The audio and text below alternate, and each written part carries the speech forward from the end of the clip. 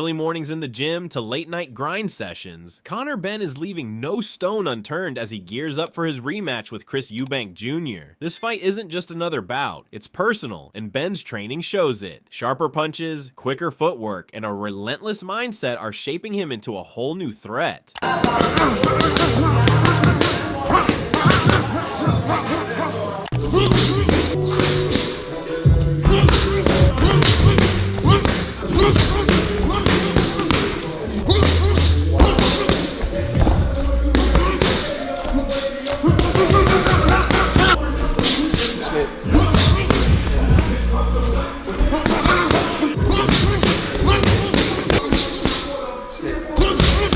Benn's camp has been intense, with sparring partners brought in to mimic Eubank's style and push him to his limits. His pad work looks razor sharp, each combination thrown with explosive speed and precision. The focus isn't just on power, but on timing and accuracy, making sure every punch lands exactly where it's meant to.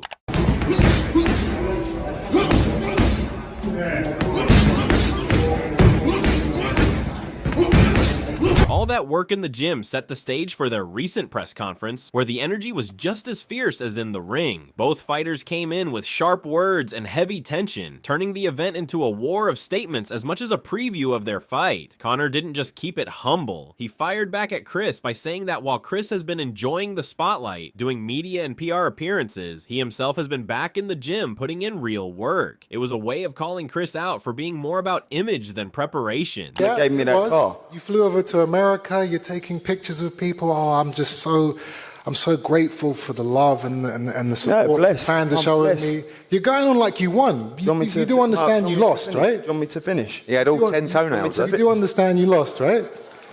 I mean, I was illusion ready. of Right, this guy. listen, Chris. The reality is, while you were sipping food for a straw, I was back in the gym after the fight, ready for September. The exchange then turned personal. Chris reminded Conor of how badly he ended up after the fight, pointing out the hospital stay and the recovery struggles. He contrasted that with his own experience, saying his team always looks out for his health and implying Conor's side failed him. Conor tried to brush that aside, saying he never made excuses, while Chris framed the whole thing as proof of who really paid the price that night. You know, yes, you caught me with a few shots. Was I out on my feet? Mate, you was in hospital wobbled? for 3 days sipping food for a straw. Well, that's what you were doing. So stop all this silly talk. When you was in hospital, I was in the gym. severe dehydration. You have to be treated. Okay. How much did you weigh then? Listen, that's what you guys agreed. That was nothing to do with your performance. That's what you guys agreed. You guys agreed the tempo. Regardless of what was agreed. We said, well, regardless was agreed. Well, your team are idiots then, aren't they? Because that's what they agreed. I was in hospital was See, my team have my best interest at heart. They obviously don't yours, because if that's done that much damage, you'd bring it up now. Why not bring it now? You wanted to talk about it. It wasn't even a topic of discussion, Chris. I'm not here to talk about well, it. exactly. So then stop moaning about it. Please. That's you guys. Stop moaning about I'll let you guys moan about it. We're good. We're good, Chris. I'm here to fight. We ain't moaned about it once. All we hear is you moaning, Chris. I haven't moaned about it. I feel flattered that you... Conor came in with a different tone. He admitted losing the first fight was tough, but he said it taught him valuable lessons. He spoke about learning more discipline and focus, and that he's working on keeping his emotions under control. He wanted to make it clear that the next time around he won't be reckless. He'll be sharper and smarter. Yeah, listen, I mean, it's always hard processing a loss. Nobody prepares to lose. You know, as fighters, we want to do our best, but ultimately we want to get the victory at all costs. You know, it's taught me a lot. It's taught me a lot about myself. I want to go back to the drawing board and work and learn, gain experience, and experience was gained. So no doubt, November 15th, you get a better version. Things closed with each man giving a prediction for the rematch. Conor promised he wouldn't fight recklessly this time, that he would stay disciplined and apply the lessons he had learned. Chris, on the other hand, called himself the master and painted Conor as the bull who would eventually charge into his trap. He warned that all of Conor's talk about boxing smart would vanish as soon as he landed clean, and promised the rematch would be another showcase of his control in the ring. I ain't going to go in there and try and render him unconscious as much as I'd love to. I'm going to go in there and do the best I can with what I can and be disciplined in there. For me, that's experience gained and really use that experience and the lessons learned from the first fight. And for you, Chris, final sentence, what happens in the rematch? How do you do it? Again, the parliamentary will be the procedure. The master. Chris, The master will be the matador. This man will be the bull. Thank you for I'll your be TED holding talk, my Chris. flag This has up. been a pleasure. He will be running around that ring, trying to employ all the new techniques. And I don't want to go out there and wear my heart on my sleeve and wing my punches. So I'm going to box, and we're going to have this strategy. All of that stuff is going to go out of the window as soon as that first little right hand connects on his chin. And after that, we're going to have fun in there, baby, like I always do.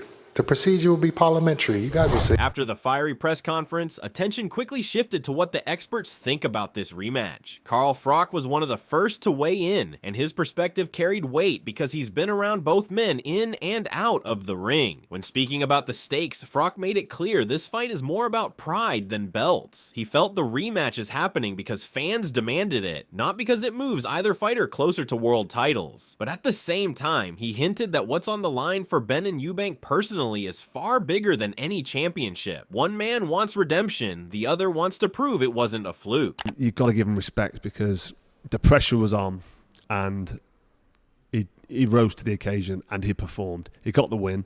And for me, the fight's it's put to bed now, but it was so exciting. The demand is we want to see it again. The fans are calling for it. Still no world title fights on the line. Still doesn't do a great deal for Conor Benn's career, or Eubank's career, really. I mean, Eubank's secured the name. He's put the Chris Eubank name, the Eubank name, in the history books again. He's sorted the legacy out because, between Nigel Benn and Chris Eubank Sr., they had their 2 fights, and the history books will say that Eubank got the better of Benn. And now Eubank Sr.'s done it and got the better of him. It's kind of put that chapter to bed. It's kind of finished, and there's no world titles on the line, which I mentioned. There's nothing really at stake any different to the first one. In fact, less than the first one, because we know who won fair and square, and that was Eubank Jr. But it was a great fight. Froch didn't shy away from the challenges either. He mentioned the weight cut and the rehydration clause, suggesting those could play a role in how much Eubank has left on fight night. He didn't spell out exactly what that means, leaving a bit of uncertainty about whether Eubank will come in as sharp as before, or if Benn might finally capitalize on the openings he couldn't finish last time. Plaudits to him. I was shocked by the fact that he could finish strong because he took this weight off and there was a rehydration clause. I believe he's doing the same weight, 160 pounds. That's what's agreed. And I also believe there's a rehydration clause as well, so he won't be able to go over, is it 9 or 10 pounds the next day, which is going to be difficult. But he signed the contract. He's getting paid well. It is what it is. We'll have to wait and see what happens November 15th. Like I said, not much to report. They've kind of been there, seen it, done it. We know who's won. I'd say Eubank Jr. is still the favourite going into this one, as he was in the first one, but he's a bit older, a bit more worn out from that first fight, and he's still got to make weight, still got to do the rehydration clause, so things could change. Coming off Froch's analysis, Max Kellerman also weighed in on what this rematch could mean. He revisited all the drama, the dehydration story, the egg slap, even Eddie Hearn poking fun, and tied it back to how deep this rivalry runs.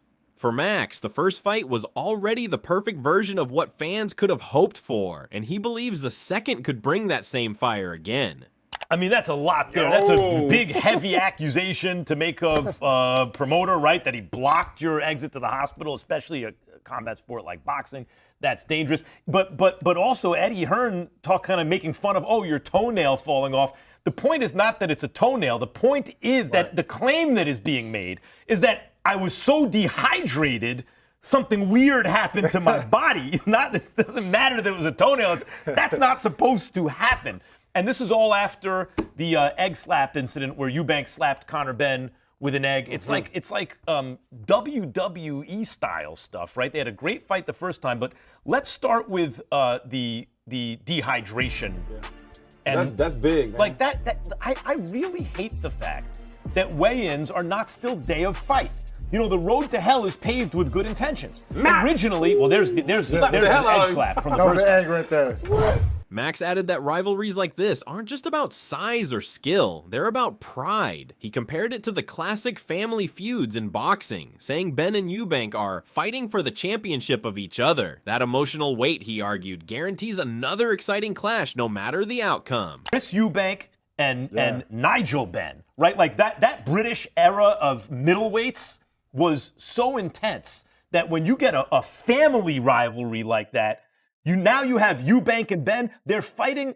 Forget about any championship. They're fighting for the championship of each other. Mike, I expect another great fight. And when it came to a prediction, Kellerman leaned toward Eubank once more, calling him the bigger and better fighter, but he left the door open for Benn. He admitted he'd personally take a chance on Benn if betting, because with his improvements and hunger for redemption, an upset wouldn't shock him. And it could happen. That could happen. Yeah, The point is, and not to look past Benn, Eubank is the bigger, better fighter. Yeah. But we're assuming that Eubank wins. He's the favorite once again for a reason. I'm betting on Conor. When it came to Eddie Hearn, he didn't waste time dressing it up. Instead, he reminded everyone how close that first clash actually was. For most of the rounds, it felt like either man could edge it until the late stages when Chris managed to step ahead. Eddie left it at that, almost daring people to go back and watch again. He also pointed out something many overlook, that Conor came into the first fight with very little activity behind him. It was his first real test at the higher weight, and still, he managed to stay level with Chris for the better part of 10 rounds. Eddie's point was clear without needing to be spelled out. A sharper, busier version of Benn changes the picture. What stood out most was the way Eddie described the rematch, not as a careful chess match, but as another all-out war. He didn't bother breaking down the tactics in detail, instead framing it as unfinished business that would pick up right where it left off. That sense of continuation made it sound like this rivalry is less about adjustments and more about heart.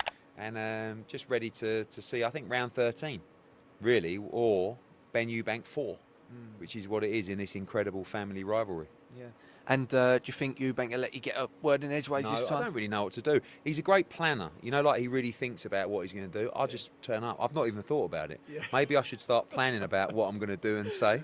There's not a lot to say other than watch the first fight and know that we're going to come better this time. You know, Conor was really inactive going into that first fight. It was his first fight at 160, and up until the end of the 10th round, I couldn't split him. And Eubank finished really strong, won the fight in a thriller, and Conor's well up for the second one, and it's going to be another war. After Eddie Hearn's perspective, Adam Catterall gave his own breakdown, and his angle was completely different. When it came to predictions, Catterall didn't sugarcoat the weight situation. He still doesn't like the rehydration clauses, but he stressed that Eubank has chosen to go through it again. From his perspective, that eliminates any excuses later. He warned that if Chris looks drained, it's his own fault for signing up, and because of that, the fight feels like a gamble, where both men are risking more than just pride. I cannot stand rehydration clauses. I still can't stand rehydration clauses. I think they're bullshit. I don't think they should be anywhere near the sport.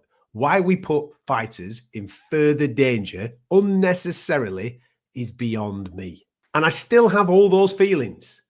But Eubank Jr. went through with the first fight. He missed weight and then he rehydrated under the allotted rehydration clause. And yes, in that first fight, at times, he looked absolutely cooked. When that fight ended, I said, he's done at 160. He needs to move up to 168 and chase the big boys up there. Get after a Canelo fight, or now a Terence Crawford fight. But no, he chooses, and it is a choice, to go after the rematch with Conor Benn. Why? Money.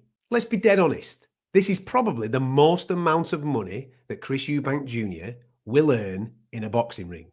He is prepared to risk his health, regardless of the stipulations of the fight, in order to make that bag.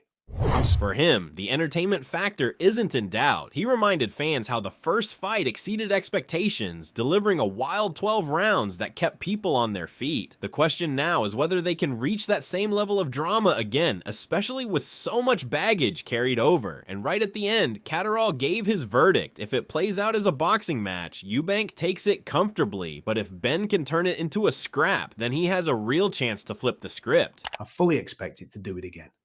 Tactics are also interesting. Conor Benn insinuating that he's going to box more, be less emotional, and be a bit more cuter with his work. You ever seen him do that before? He's an emotional type of guy. He likes to have a fight. Be interesting to see if he can implement it. Also interesting to see Bomac on that top table alongside Chris Eubank Jr. once again. Fresh, of course, after masterminding Terence Crawford's victory over Canelo Alvarez. That is very important. I'll tell you now, if this is a boxing match, Chris Eubank Jr. will win it all day long. It needs to be a fight for Conor Benn to have any type of chance. At this point, the stage is fully set. Both fighters have had their say, the trainers and promoters have weighed in, and the predictions are flying from every corner of the boxing world. The only thing left is to see who actually delivers when the bell rings. Let us know in the comments below who you think will win this rematch, Benn or Eubank Jr.